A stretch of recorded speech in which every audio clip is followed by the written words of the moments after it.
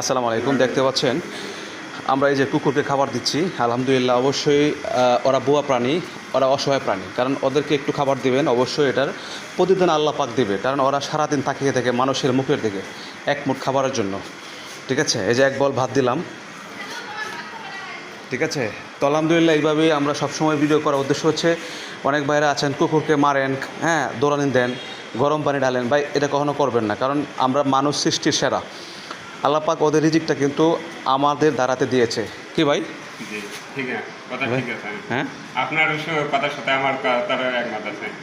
মিল আছে। আমিও কুত্তাকে অনেক ভালোবাসি, কারণ কুত্তা বেইমান না, মানুষ যে হচ্ছে বেইমান। জি জি জি।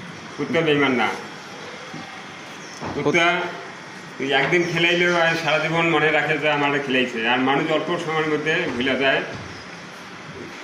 ঠিক আছে ভাই। হ্যাঁ, মানুষ ভুলে গেতে সময় লাগে না। কুকুরে খাওয়াবেন, তাই না? প্রাণীকে ভালোবাসবেন। হ্যাঁ, যত প্রাণী আছে সবাইকে আমি যথেষ্ট ভালোবাসি আপনার মতো। ইনশাল্লাহ অবশ্যই দোয়া করবেন। আর এটার ভিডিও করার উদ্দেশ্য হচ্ছে, অনেকে আছেন যে কুকুরকে আসলে দেখতে পারেন না। ভাই, কোন শুনেন, এটা হলো বোয়া প্রাণী, কারণ ওরা হলো সবচেয়ে মানুষের মানে খুব ভক্ত।